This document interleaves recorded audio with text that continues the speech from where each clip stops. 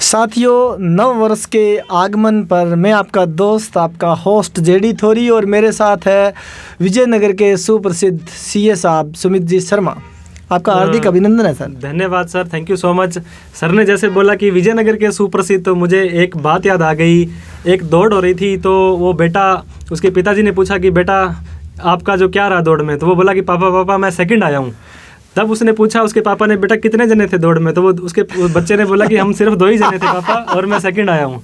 तो इस तरह से गुरुजी कह रहे हैं विजयनगर के सुप्रसिद्ध, क्योंकि विजयनगर में हम ओनली एक ही चार्टर्ड अकाउंटेंट हैं अपनी जो सेवाएं दे रहे हैं। तो सर यही तो सबसे बड़ी बात होती है। देखो, जो चीज़ें एक होती है ना, वो सिंह गमन कंदली फले एक बार, वो वाली बात है कि सूरज एक है, चांद एक है, धरती एक है, और शेर भी अपने जंगल का राजा एक ही होता है, बहुत सारे नहीं रहते होते। ये बहुत बड़ी बात है। आपके इन शब्दों के लिए धन्यवाद।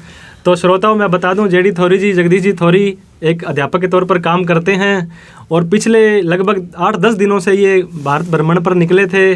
तो इस वीडियो के अंदर आपके खट्टे मीठे अनुभव हैं वो साझा करने वाले हैं। आपको पता होगा कि ये एक भेड़चाल बोल सकते हैं कि नए साल पर जैसे लोग घूमने चले जाते हैं, निकल जाते हैं, कुछ अपनी व्यस्तता में समय निकालते हैं, कुछ को छुट्टी मिल जाती है। जैसे गुरुजी को छुट्टी मिल गई थी, तो ये कहाँ गए थे, कितना खर्चा लगा, क्या इनका एक्सपीरियंस रहा, इनके एक्सपीरियंस से कुछ ना कुछ सीख करके हमें हमारे आने वाले टाइम में अगर हम एक्सप्लोर करते हैं कुछ ना कुछ चीज़ें, तो कुछ ये अनुभव अपना बताएंगे। क्योंकि किसी ने कहा है कि अगर आप अपनी गलतियों से सीखेंगे तो आपकी ज़िंदगी बहुत छोटी पड़ जाएगी। तो गुरुजी ने जो भी एक्सपीरियंस किया, जो गलतियाँ की, उसका हमको यहाँ पे निचोड़ बताएंगे, और उन चीज़ों को हम अपने जीवन में उतारेंगे। तो स्वागत है गुरुजी आपका। जी बिल्कुल सर। तो सबसे पहले आप बताएं कि सर, सबसे पहले तो मैं आपकी बात को मतलब बड़े खेद है कि मैं रोकना चाहूँगा कि भेड़ चाल नहीं कह सकते सर। हर कोई चाहता है कि नए साल का जो आगमन हो वो बहुत ही शानदार हो, बहुत ही बढ़िया हो, कुछ हटके हो। इसलिए जो माहौल चल रहा होता है, रूटीन की ज़िंदगी है, उससे अलग करना चाहता है, और इसलिए लोग चाहते हैं कि कोई शिमला जा रहा है, कोई कुल्लू मनाली श्रीनगर कहीं जा रहा है कुछ अच्छी जगह पे।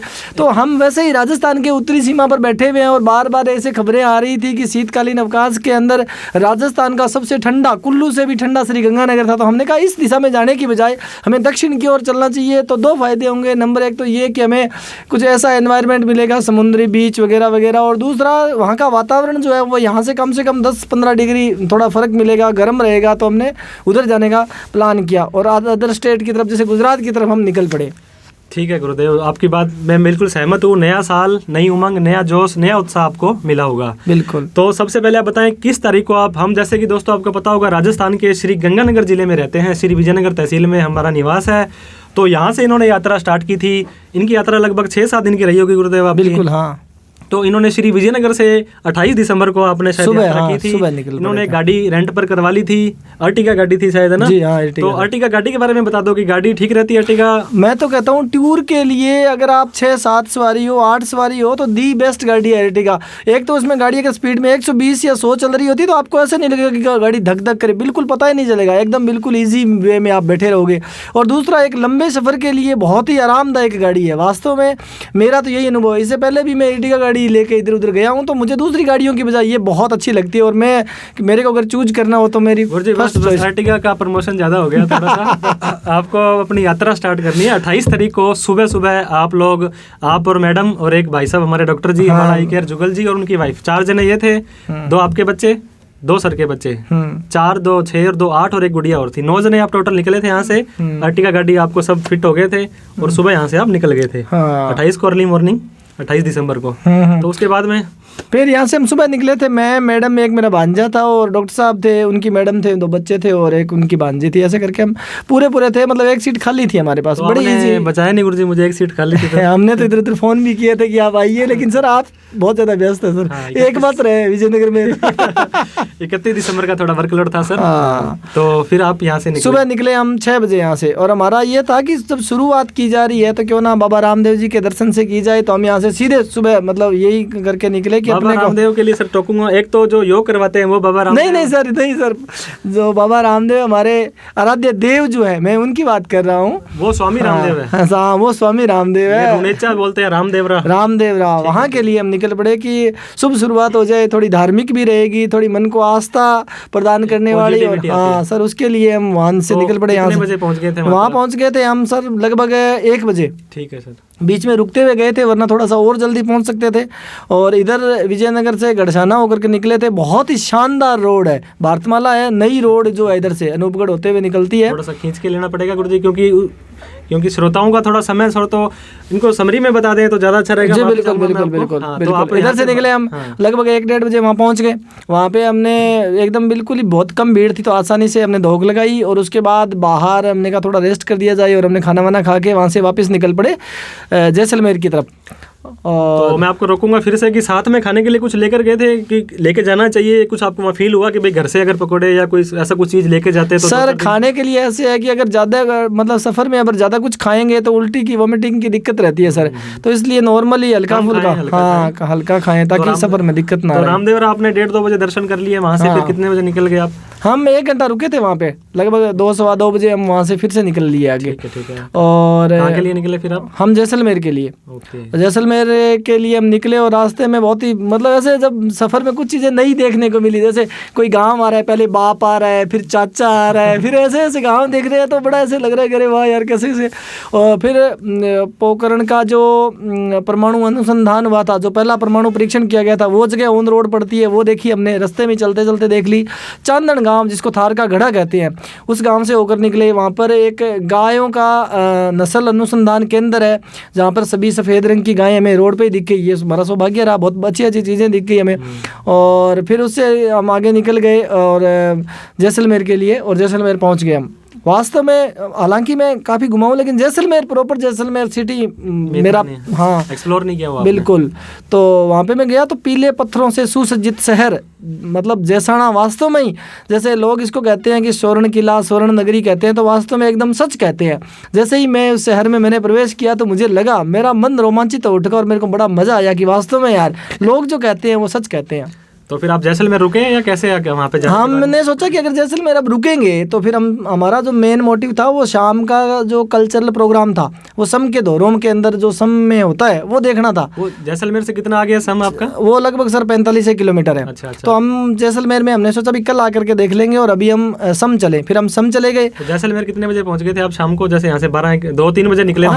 हाँ तो 5 बजे? नहीं 5 से नहीं बजे थे सर, हमें लगभग 4:30 बजे हम पहुँच चुके थे। ठीक है। और फिर वहाँ पे आप जैसलमेर रुके, आप सीधे रामदेवरा चले गए? हाँ थोड़ा बहुत इधर उधर वहाँ से निकल गए हम। ठीक है। फिर हम निकल गए, फिर सम पहुँचे। वहाँ पर अब क्या होता है, जैसे नया साल के आगमन पर टूरिस्ट की भीड़ जो होती है वो बढ़ जाती है। तो वहाँ पर टेंट बने होते हैं, हर अलग अलग रिसोर्ट के जैसे 20-30 टेंट होते हैं। उनमें कालबेलिया डांस किया जाता है, भवाई नृत्य किया जाता है, और लंगा और मांगनी जाति के लोग जो वहाँ पर गा बजा करके और अपना गुजर बसर करते हैं, वो लोग वहाँ पर आते हैं प्रोग्राम। बिल्कुल, उनकी एक टीम होती है जिस टीम के अंदर नृत्यांगना भी होती है और गायक भी होते हैं, और बहुत शानदार प्रोग्राम होते हैं। हर एक टेंट के अंदर, हर एक रिसोर्ट्स के अंदर अलग अलग कलाकार आते हैं। तो गुरुजी अपने को ये बताना है कि आप वहाँ पे जब रुके रात को, खर्चा वर्चा कितना हुआ, थोड़ा सा उस हिसाब से चलें, अपने जो श्रोताओं को उस चीज़ का आइडिया हो जाए कि अब जब वहाँ पे रुक गए तो क्या खर्चा था, कहाँ रुके, कैसे रुके, क्या किया आपने, वो बताइए।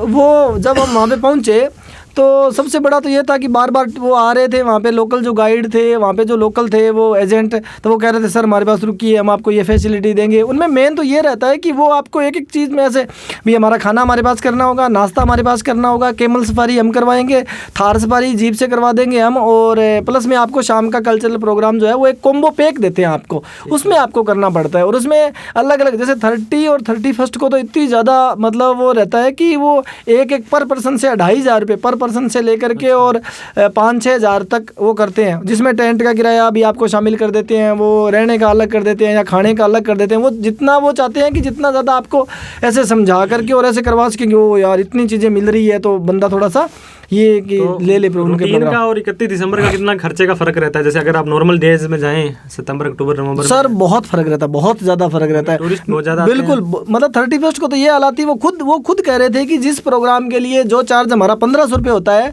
वही प्रोग्राम के और उसी जो चार्ज है वो बढ़ा करके हम 7500 रुपये करेंगे कल।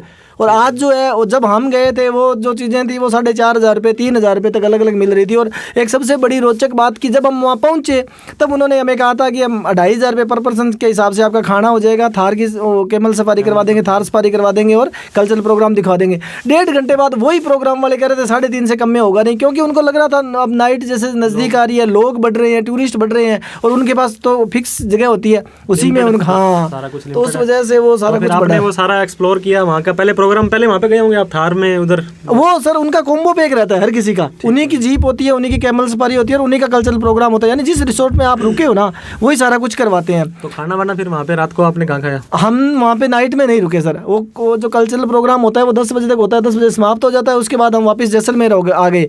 वहाँ पे हमारी एक निजी जानकारी थी, उस वजह से हमारा काफ़ी सारा खर्चा बच गया। उन्होंने कहा था कि हमारा एक ट्रुप आया हुआ है और उसमें जगह खाली है और अगर आप चाहो तो कल्चरल प्रोग्राम देख सकते हो, नाश्ता वास्ता कर सकते हो और थार सफारी भी उन्होंने करवा दी।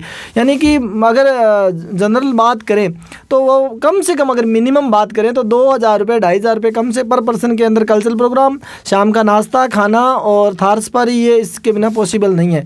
लेकिन अगर आप नॉर्मल दिन में जाते हो तो वही आप ये 3,000 रुपये में 5-6 बंदों का वैसे ही करवा देते हैं वो सारा कुछ। जैसलमेर से कितना दूर है सम गुरुदेव? 45 किलोमीटर सर। तो आप शाम का प्रोग्राम देके वापस जैसलमेर आ गए? जैसलमेर। वहाँ रात को आप होटल में रुके? हाँ, होटल में भी वही बात, यहाँ पे होटलों में भयंकर भीड़ थी और होटल वाले भी कह रहे थे कि सर अब सभी होटल में किसी में 1 कमरे बचे हैं, किसी में 2 कमरे बचे हैं, बस ये हालात थे सर। और खर्चा भी महंगा बता रहे हो? बहुत ज़्यादा सर। वो खुद स्वीकार कर रहे हैं कि मेरे पास 1 कमरा बचा है, मैं तो उसको 10,000 में बेचूंगा, इसके साथ वाले कमरे मैंने 2,500 में दिए हैं, तो वो चीज़ भी रहती है सर। ठीक है। तो रात को आप जैसलमेर रुके और उसके बाद में फिर आप? अगले दिन हमें निकलना था कि हमारा प्रोग्राम ये था कि हम जैसलमेर देखेंगे। तो सुबह 10 बज गए, क्योंकि 10 बजे से पहले किले का गेट भी नहीं खुलता दर्शकों के लिए और वो वैसे भी सर्दी का टाइम बंदा नहाता है, धोता है। आप 9 जने थे, सब तैयार हो गए। तो हमें 10 बज गए, फिर हम किले के लिए निकल पड़े। किले को देखने के लिए हम गाड़ी लेके किले में चले गए। वहाँ से गाड़ी को पार्किंग के लिए बाहर छोड़ दिया और अंदर घूमने के लिए चले गए। अंदर वहाँ के लोकल मतलब लंगा जाति के या मंगणियार के छोटे छोटे बच्चे राजस्थानी वेशभूषा के अंदर, जैसे पधारोनी मारे देश या बालम छोटो सोया, हाँ, रावण अता लेकर के, खड़ताल लेकर के, पुंगी लेकर के, बड़े बड़े जैसे सहनाई टाइप में छोटे छोटे ऐसे बांसुरी भी बजा रहे हैं। कोई कुछ एक बिल्कुल बुजुर्ग से, ठीक है, कहाँ चल दी प्यार की पुंगी बजा, ठीक है, पुंगी बजाने के बाद में। और वास्तव में मैं ये मानता हूँ कि जैसलमेर के लोगों की अपने, वैसे तो पूरे राजस्थान की है कि मेहमान नवाजी है वो बहुत ही शानदार, वाकई काबिले तारीफ है सर। ठीक है। और वहाँ पे फिर किले विले में कितना खर्चा आपका, क्या टिकट विकेट? किले में 100 रुपये शायद पर पर्सन है। वो आप अंदर जा करके, जैसे रानी का महल है, राजा का महल है, वो आप देखते हो तो आपको टिकट लगती है। सीधा अगर आप सीधा एंट्री करते हो तो कोई चार्ज नहीं है। आपका जो एंट्री गेट रहता है जैसलमेर किले का, जैसलमेर किले के बारे में थोड़ा सा कुछ बताना चाहूँगा कि इसको ना, इसका जो परकोटा बना हुआ है बाहर का, वो घेर कोट टाइप में, यानी कि बाहर की दीवार एक स्पेशल उसको मजबूती देने के लिए, फिर इसके अंदर एक किले की दीवार है, यानी सिक्योरिटी पर्पस से। हाँ, ऊंचाई पे बनाया गया है और ऊंचाई पर अंदर वाली दीवार और बाहर वाली दीवार के बीच लगभग 30 फीट की दूरी है और उसके बीच में मिट्टी और कंकर पत्थर भरे गए हैं ताकि दीवार मजबूत रहे और उसकी नींव जो है वो मजबूत रहे। एंट्री गेट जो होता है वो अक्खे पोल से होता है, बहुत ही शानदार। वहाँ पर मैं माफ़ी चाहूँगा, थोड़ा सा दर्शकों को वहाँ पे जाने का रोमांच बिल्कुल ख़त्म नहीं करेंगे हम कि उनको सब कुछ हम बता देंगे। हमें तो सिर्फ ये बताएंगे कि आप सस्ता सुंदर जो बढ़िया ट्रिप है वो कैसे एंजॉय कर सकते हैं। माफ़ी चाहूँगा आपको रोकने के लिए। तो आपने किला घूमा और कुछ जैसलमेर में घूमने के लायक आपके पास जगह बहुत सारी जगह थी, लेकिन हमारे पास टाइम की कमी थी तो हमने सोचा भी शॉर्ट में क्या देख सकते हैं, तो ज़रूरी भी हो, अच्छा भी हो और देख के भी चले। तो हमने पटवों की हवेली देखी वहाँ से और वहाँ पे घूम के और जल्दी से और निकल लिए। फिर हम, हमारा जो था कि गुजरात के अंदर मांडवी, मुंद्रा, भुज जाना था हमें, तो हम वहाँ से निकल पड़े इसे बाड़मेर होते हुए और थर्ड दोपहर तक निकले होंगे फिर, है ना? हाँ, 12-1 बजे 2 बजे। हाँ, फिर हमारा जो नाइट स्टे रहा वो थर्ड में रहा। गुजरात सेकंड थर्ड, वो वाला थर्ड नहीं सर, वो नहीं, जगह है गुजरात के अंदर एक, और वहाँ पे हम रुके क्योंकि उससे आगे अगर हम मतलब गांधी धाम तक जाते हैं तो रास्ते में कोई ढंग की रुकने वाली जगह ही नहीं है। आगे जो सफ़र है वो बिल्कुल ही ऐसे थोड़ा सा लंबा भी पड़ता है, उबाऊ भी है, जगह भी नहीं है रुकने वाली, होटल नहीं है। फैमिली लेडीज लोग साथ हैं तो थोड़ा सा अच्छा नहीं रहता। हाँ, बढ़िया जगह। फिर हम नाइट स्टे वहाँ कर दिया और अगले दिन सुबह ही हम निकल पड़े वहाँ से। और जब हम पहुँचे, भुज पहुँचे, तब तक लगभग हमें शाम के 4 बज चुके थे। तीसरा दिन आपकी यात्रा? बिल्कुल। ठीक है।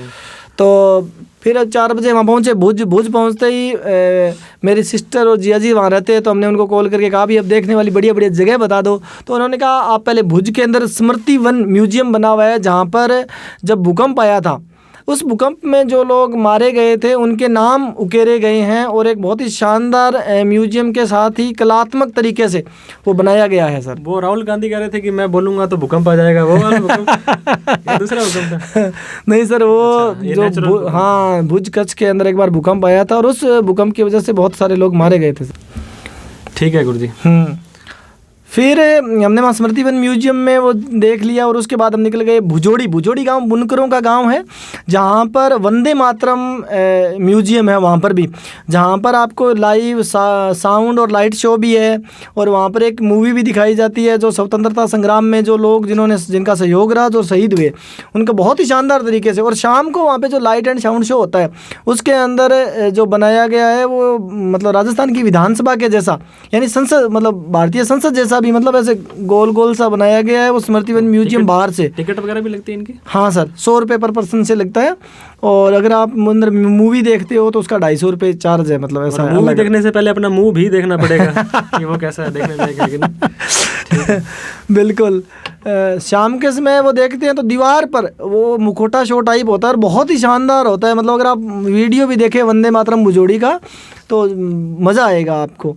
ठीक है। फिर वहाँ से देखने के बाद हम शाम को निकल पड़े मांडवी की तरफ और शाम को लगभग वहाँ से 1.5-2 घंटे बाद, थोड़ी सी रोड सही नहीं थी इसलिए हम 1.5-2 घंटे बाद पहुँच गए मांडवी, जो आपकी यात्रा का मेन बिल्कुल हमारा बिल्कुल रोमांचक जगह है, जिसके लिए हमारे मन में ऐसे उछल कूद हो रही थी कि यार वहाँ पहुँचे क्योंकि वहाँ समुद्र का किनारा, समुद्री बीच और बहुत सारी ऐसी चीज़ें जिसके लिए हमारे आजा बीच पे वो वाला गाना फोटो मेरी खींच और ऐसे करके। हाँ, वो सब सर गाने गाए भी, सुने भी और उनका लुत्फ भी उठाया। ठीक है सर। तो फिर हम नाइट को सिस्टर के घर रुके और सुबह अर्ली मॉर्निंग, मतलब भोर के समय, हमारे रोमांच का अंदाज़ा लगा लीजिए कि जिस लोग ऐसे सोचते हैं कि यार उठें ना उठें, तो हम उठे और सीधे ही गाड़ी लेकर के निकल पड़े मांडवी बीच पर। हाँ ठीक है।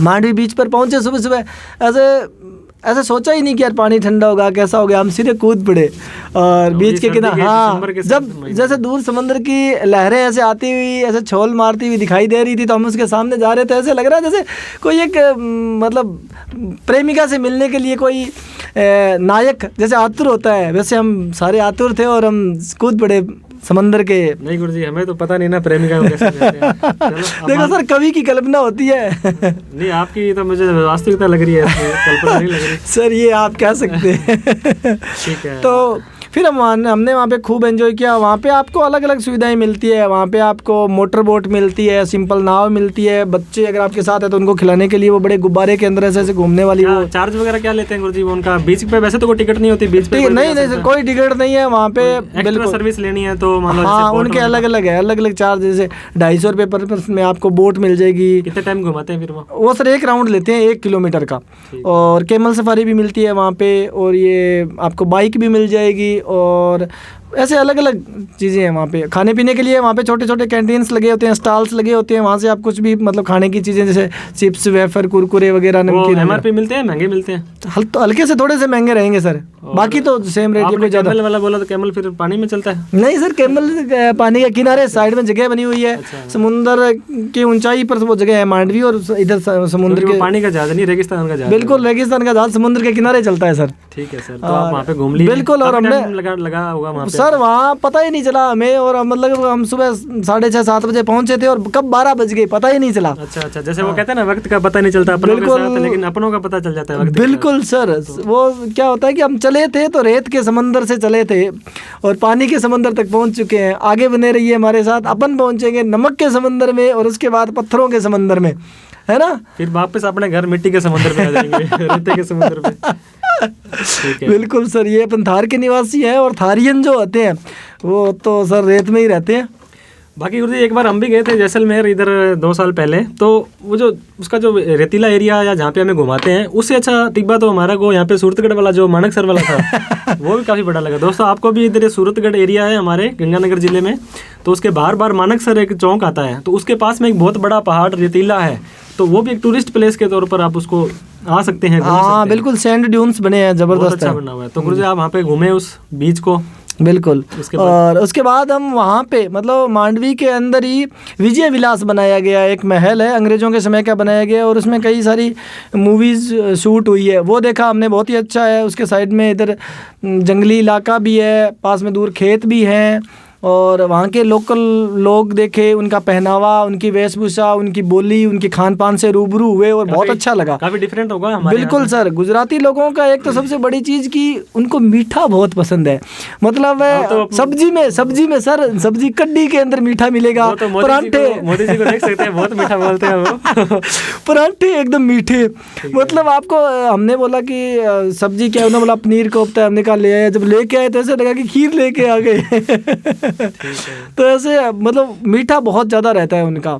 और वैसे लोग जो है बहुत ही शांति प्रिय है गुजराती लोग, और बड़े ही आत्मीयता से आपसे मिलेंगे, आपसे रूबरू होंगे, तो आपको मज़ा भी आएगा सर। ठीक है सर। उसके बाद हमने वहाँ पर देखने के बाद वहाँ पर एक जगह और है गोधरा, वो वाली नहीं जो ट्रेन वाली दंगे वाली, वो नहीं सर, मांडवी के अंदर ये गोधरा मंदिर है, वहाँ पे हमने देखा। और उसके बाद हमारा मकसद था कि क्यों ना मुंद्रा पोर्ट, हालांकि आम आदमी की एंट्री वर्जित है, लेकिन अब हमने मुंद्रा पोर्ट के पास की आसपास की जगहों को देखा, वहाँ पे घूमे।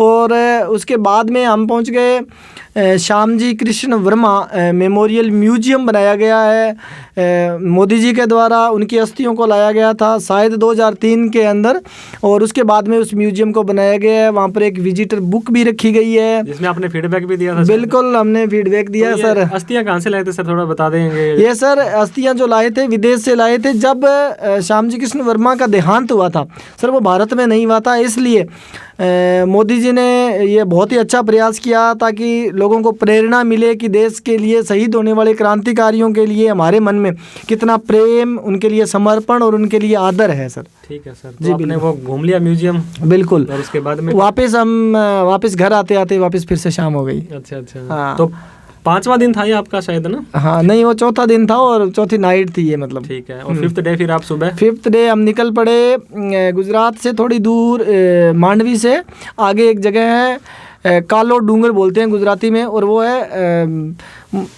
ब्लैक हिल्स, जहाँ पे मैग्नेटिक हिल्स है वो, और उसके अंदर चढ़ाई की तरफ गाड़ी अपने आप चढ़ जाती है, वो प्रैक्टिकल हमने करके देखा। और वहाँ पे मंदिर है काली माता का, आई माता का, तो उसमें शाम के समय गीदड़ आते हैं जहाँ पे वो उनको खाने के लिए कुछ डालते हैं, और वो दिन में आपको कहीं दिखाई नहीं देंगे, शाम के समय जैसे घंटी बजाते हैं तो वो अपने आप आ जाते हैं। गिद्दड़ भभकियाँ देते थे वो? गिद्दड़ भभकियाँ, गिद्दड़ धमकियाँ, जो भी कुछ समझिए। मतलब गिद्दड़ काम के नहीं होते क्या बंदे की, जैसे मान लो धमकियाँ उनकी नॉर्मल होती है? हाँ, सीरियस नहीं लेते आप ये। ठीक है। गिद्दड़ों को देख के फिर वहाँ से हम निकल पड़े सर। कहते हैं गुजरात में आए और कच्छ का रण नहीं देखा तो कुछ नहीं देखा, ये टैगलाइन है गुजरात की। तो हमने कहा क्यों ना नज़दीक आए हैं तो देखा जाए। फिर हमने कच्छ का रण देखा। वास्तव में अगर आप गुजरात घूमने जा रहे हैं, कच्छ का रण जरूर देखिएगा। दूर दूर तक सफ़ेद संगमरमर सी आपको ऐसे लगेगा कि नमक बिछा हुआ है, क्योंकि काफ़ी सालों पहले जो नमक समंदर था, वहाँ पे समंदर था, और बाद में वो जगह ऊंची हो गई, और वो जो अंदर नमक है, अंदर वो जो इसके अंदर दलदली क्षेत्र था वो बाहर की ओर निकल गया, वही वो क्षेत्र है कच्छ का रण। और लंबा दूर तक, बाद में पाकिस्तान ने उस पर कुछ दिन कब्जा कर दिया था।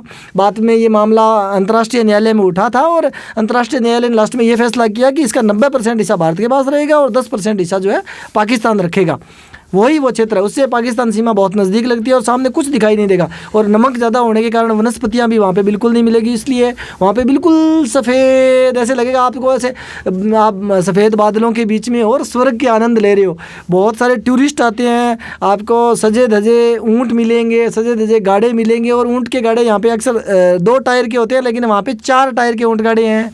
और खच्चर गाड़ी भी मिलेगी आपको, और जिनको इक्के बोलते हैं वो मिलेंगे, और बहुत सारे नई चीज़ें देखने को मिलेगी। बहुत सारे लोग प्री वेडिंग शूट्स के लिए आते हैं, और वहाँ पे बहुत सारी फिल्म जो है वो भी शूट हुई थी। तो ये वास्तव में रोमांच भरी चीज़ है, वो देखने लायक है, और हमने वहाँ पे बहुत सारे फ़ोटो शूट हमने भी किए थे। ठीक है गुरु जी। तो मतलब काफ़ी टाइम लगा वहाँ पर? बिल्कुल बिल्कुल सर। तो वहाँ पे घूमने के बाद में शाम होगी होगी आपको? बिल्कुल। और वहाँ से हमने शॉर्ट के चक्कर में ले लिया धोलावीरा, जो हड़प्पा अपना सभ्यता स्थल रहा है, उसकी सबसे बड़ी सिटी, सुनियोजित बसा हुआ नगर जो है, उसके प्रमाण मिले हैं। तो धोलावीरा से, लेकिन धोलावीरा के तरफ जाने के लिए एक समंदर के बीच से होते हुए या एक पानी की झील के बीच से होते निकलते हैं। अंडरग्राउंड नहीं, ऊपर से ही है सर। अब रोड बनी है, वो रोड गूगल मैप शो नहीं करता। हम निकल पड़े, रात का टाइम था तो बहुत ज़्यादा रोमांचक हो गया, क्योंकि आधी दूर तक जाने के बाद गूगल मैप ने काम करना बंद कर दिया और आगे का रास्ता हमें पता ही नहीं था। फिर हमने सोचा अभी क्या किया जाए, तो हमने सोचा भी थोड़ी गाड़ी, सामने से कोई गाड़ी आ रही है तो उसका इंतजार करें। तब तक जब तक हमने कहा देखो अब तो यही है, बहुत देर हो चुकी थी तब तक। हाँ कि शाबाशी मिल रही थी उस रूट पे लेके जाने की। वो सारे मुझे ही कह रहे थे कि सर ये आपकी गलती है, गलत रास्ते पे आप लेके आए हो, क्योंकि दोस्तों फ्रंट सीट पे आप किसी भी यात्रा में जा रहे हैं, आगे बैठे हैं और आप ऑपरेटर हैं, अगर फ़ोन में देख रहे हैं, बता रहे हैं रास्ता ड्राइवर को, अगर आप सही रास्ते पर पहुंच जाते हैं, जल्दी पहुंच जाते हैं, तो आपको शाबाशी मिले ना मिले, लेकिन हाँ, थोड़ा सा बिल्कुल। रूट आपका गलत हो जाए तो आपको गालियां बहुत पड़ती है। तो इस तरह से ये रहता है सारा। जी बिल्कुल। उसके बाद धोलावीरा से हमने सोचा, क्योंकि 5-4 दिन हो गए थे, नाइट भी हो गई थी और इस वजह से हमारी थकावट बहुत चरम सीमा पर थी और थक के चूर चूर हो रहे थे। और ख़ासकर जब गाड़ी में बैठ के और लंबे सफ़र पे जाते हैं तो थाई दर्द करने लग जाती है भयंकर तरीके से ऐसे। और हमारा को ऐसे ही दिख रहा था जल्दी घर आ जाए, जल्दी घर आ जाए। और देखो इस सफ़र में नींद ऐसे खो गई, हमने सोए, रात थक कर सो गई। तो मतलब कहने का मतलब एक वो टाइम आ जाता है लास्ट में जाके कि भाई फिर कुछ अच्छा नहीं लगता आपको, फिर घर दिखता है आपको। हाँ, इसके लिए मेरे को एक फिर से शायरी याद आई है कि नई नई आंख हो तो हर मंजर अच्छा लगता है, और कुछ दिन शहर में घूमे लेकिन अब घर अच्छा लगता है। तो हर कोई कंजर लगता है। कंजर से याद आया, रास्ते में जैसे ही हम उदयपुर और नाथद्वारा से निकले तो नाथद्वारा से सोजत होकर के एक रोड बीकानेर आती है, लेकिन मैंने कहा यार एक शॉर्टकट रोड दिखा रहा है, मैं उस रोड में चला गए हम। तो मैंने ऐसे ही साथ वालों से मजाक कर दिया कि वो रोड शॉर्टकट इतनी भयंकर थी कि वो घाटियों, खाइयों, गहराइयों से होकर निकल रही थी और रात का सफ़र था, लगभग 11 बज रहे थे। तो साथ वालों ने कहा कि यार यहाँ ये क्या बात है। मैंने कहा यहाँ पे ना कंजर जाति के लोग रहते हैं और दूसरे आदिवासी लोग रहते हैं, ऐसे लोग जिनकी अपनी भाषा भी नहीं आती, वो कुछ नहीं समझते। और कंजर तो आजकल बहुत ज़्यादा सभ्य हो गए हैं, पढ़े लिखे हैं, वो कोई बात नहीं रही है, लेकिन आदिवासी लोग रहते हैं। मैंने कहा कंजर तो मेरे दोस्त भी हैं। तो उन्होंने कहा यार मुझे कंजरों से तो डर नहीं लगता, आपके दोस्त है। तो मैं रोकना चाहूँगा, कंजर मेरे दोस्त नहीं है, मेरे दोस्त कंजर हैं। हाँ, वो मेरे दोस्त कंजर है। ठीक है। हाँ, तो फिर वहाँ पे आप उस रूट पे निकले, फिर निकल पड़े हम तो निकल ही गए। निकलने के बाद हमें पता चला कि मामला तो गड़बड़ हो गया। फिर मैंने ऐसे कहा आदिवासी लोग रहते हैं, वो भयंकर डर गए। जैसे ही मोड़ में कुछ अगर गाय भी आ जाए तो यार ये किसी आदिवासी ने जानबूझ के आगे डाल दी होगी। वो अगर कोई गाड़ी साइड ना दे तो यार किसी आदिवासियों ने जानबूझ के गाड़ी आगे दे दी होगी। भयंकर घोर सन्नाटा। और तो मेरे साथ वाले तो कह रहे यार मैं ये वॉलेट निकाल के इधर रख देता हूँ, जो आएंगे ना कोई आदिवासी तो उनको दे दूंगा। उनके हाथ में रिंग थी सोने की, उन्होंने वो निकाल के साइड में रख दी कि यार ये रख दो, मैं तो आते ही उनको दे दूंगा। उन्होंने तो यहाँ तक कह दिया कि अगर वो आएंगे तो हम कह देंगे जी हमारी किडनियाँ खराब है, जो पीछे सर बैठे हैं, मैं पीछे बैठ गया था फिर, तो कह रहे थे जो पीछे जो सर बैठे हैं इनकी किडनी एक की सही है, बाकी हमारी तो हम तो बेवड़े है, चाहे कुछ भी बन जाएगा पर हमें कुछ मत कहो। पूरा फिल्मी सीन आपने क्रिएट कर दिया। और उसके बाद में फिर आप नाथद्वारा आए? नहीं सर, नाथद्वारा निकलने के बाद की सीन आई है और उसके बाद हम अर्ली मॉर्निंग अपने घर पहुंच चुके थे। ठीक है, छठे दिन आप सुबह पहुंच गए थे? बिल्कुल सर। तो सर क्या खर्चा आ गया आपकी इस यात्रा पे, और क्या आपने निचोड़ निकाला भी, क्या देखना चाहिए, क्या लेके जाना चाहिए, क्या छोड़ के आना चाहिए? सर सबसे पहले तो हमने ये निचोड़ निकाला कि अपन जैसे इतने लंबे सफ़र पे जा रहे हैं ना, तो सफ़र ज़्यादा लंबा नहीं होना चाहिए। फिर उसका क्या होता है, रोमांच खत्म हो जाता है और शरीर के अंदर अपने जो है वो थकावट आ जाती है। तो टूर एक तो थोड़े दिन का होना चाहिए, एक अलग अलग जगह नहीं होनी चाहिए, एक ही शहर में या आसपास के शहर में होनी चाहिए। हमारा एक्चुअल में जैसलमेर के आगे कोई टूरिस्ट जगह ही नहीं थी, सीधी भुज तक, और वो एक बहुत लंबी उबाऊ और थकान भरी यात्रा हो गई थी। रोमांच आइटनरी ऐसी होनी चाहिए कि रास्ते में 3-4 चीजें तो कवर करो। हाँ। या फिर 1-2 जगह ही, मतलब लिमिटेड सी जगह पे रहे आप। हाँ। ताकि ज्यादा टाइम भागा दौड़ी ना हो। उस लोकल जगह फिर भागने की करते हैं हमने। 10 मिनट, आधा घंटा, 4 घंटे रुके और जा ही रहे हैं। अगर अपन इतनी दूर से जा रहे हैं और वहाँ पे सिर्फ 15 मिनट हाथ लगा के आ रहे हैं तो फिर मजा नहीं आता। और फोटो वोटो खींचते हैं कई बार अपने वहाँ पे जा करके, तो मेमोरी फ़ोन, आजकल फ़ोन की मेमोरी। हाँ, ये सबसे ज़रूरी चीज़ हमारे साथ हुई कि इतनी सारी जगह थी और हमारे सबके 8-9 फ़ोन थे और हम लैपटॉप ले जाना भूल गए, जिसकी वजह से मेमोरी सबकी फुल हो गई थी। तो अगर जा रहे हैं और मतलब अगर आप मेरी तरह फ़ोटो के शौकीन हैं तो ऐसा कोई साधन ज़रूर लेके जाएं, चाहे कैमरा लेके जाएं, चाहे लैपटॉप लेके जाएं, कि जहाँ से आप प्रॉपर फ़ोटो खींच के वीडियो बना सकें और आपके पास पर्याप्त बैकअप हो। हाँ, मेमोरी। एक फ़ोटो 10 MB की हो जाती है, एक छोटी सी वीडियो 10 मिनट की भी जीबीओ में चली जाती है। 4-5 GB, जैसे हमारा 50 GB, 59 GB, 60 GB। यहाँ पे अगर आप घूमने जा रहे हो तो ये जो फोटो खींचने के लिए मेमोरी का साधन है वो तो जरूर लेके ही जाएं सर। ठीक है, ठीक है। और बाकी गाड़ी आपने अर्टिगा बताई दी, बिल्कुल खाने सर। पीने का यहाँ पे देख करके थोड़ा सा जांच परख के खाना खाएं आप अपना, है ना। बिल्कुल बिल्कुल और बिल्कुल। इसके अलावा कोई और चीज शेयर करना चाहें हमारे दर्शकों के साथ में? काफी बिल्कुल। लंबा टाइम हो गया वैसे तो आपका हाँ, धैर्य हमने बनाए रखने आपको के लिए। थोड़ा, बिल्कुल आपका बहुत बहुत आभार। अब मैं आपको ज़्यादा कुछ मतलब बांध के नहीं रखूंगा, और मैं तो बस यही कहूँगा कि अगर आप जाएं तो मेरी मंगल कामनाएं आपके अगर साथ आप है। जाए नहीं, आप जरूर जाएं, क्योंकि हाँ। आपको जिंदगी ये मेला घूम फिर के देखना चाहिए। बिल्कुल सर। अभी गुरुजी ने अपना पासपोर्ट भी अप्लाई कर दिया, हम जल्दी बिल्कुल आज ही विदेश- सीए साहब ने करवाया है, तो मैं इनको बहुत बहुत दिल की अंतरतम गहराइयों से सर का आभार व्यक्त करता हूँ। और हम विदेश की यात्रा भी बहुत जल्द करेंगे। इस चैनल पर हम व्लॉग्स वगैरह डालते रहेंगे, हमारे साथ बने रहें, हमारा हौसला बढ़ाएं सब्सक्राइब करके। गुरुजी का चैनल है जेडी थोरी के नाम से, सनी फनी वाला चैनल है, तो आपको प्यार बरसाए रखना है हमारे ऊपर। बिल्कुल। जिस तरह और से- हम भी आपके लिए नई नई जानकारियां लेकर के और रोचकता से ओत-प्रोत ऐसे ही वीडियो लेकर के फिर से हाजिर होंगे। तब तक के लिए रब रखा, शब्बा खैर, बाय। अपना ध्यान रखिए। Thank you so much. जय हिंद, जय भारत, राम राम सा। राधे राधे, खम्मा गणी।